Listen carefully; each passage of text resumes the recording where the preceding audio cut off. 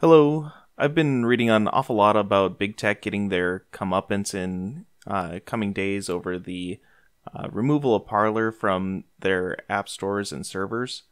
There seems to be a general misunderstanding of what these app stores and what the cloud in general is that is fueling the conversation towards a free speech discussion. I'm not in any way taking a political stance on this at all, and I'm by no means simping for mega corporations. But I do want to give some comparisons that may clarify why this isn't a free speech issue. Firstly, the cloud is someone else's computer. It's not some magical thing that exists somewhere else and nowhere at the same time. It isn't public domain. That computer is on someone's property. Actions done on that computer are done on that person or business's property. To protect yourself and your business from liability, you may use your right to refuse service to anyone. If the company you're renting space from tells you that you need to clean up your business or move along, it should come to no surprise when the actions taken in your shop eventually get you kicked out. When you own a business, you have the right to set the terms to use your service. No shirt, no shoes, no service entirely applies.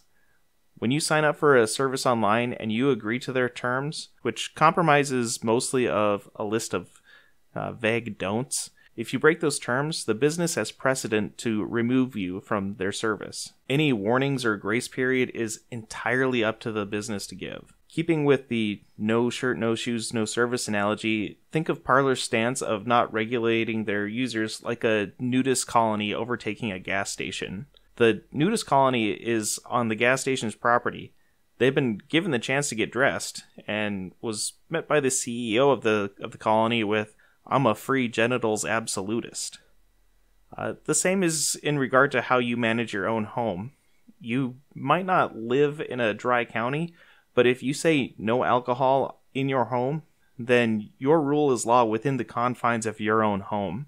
Saying Amazon can't declare what you can and can't do with their property on their property takes away Amazon's right to manage their own business. When it comes to choosing between renting space from someone else as opposed to owning, the long-term and upfront costs are what you or any business should consider. The upfront cost of renting is much lower than buying your own silicon, but the long-term cost, it is much less expensive to own. If Parler had taken the warnings Amazon had given seriously, they would have started transitioning to self-hosted well before being kicked off.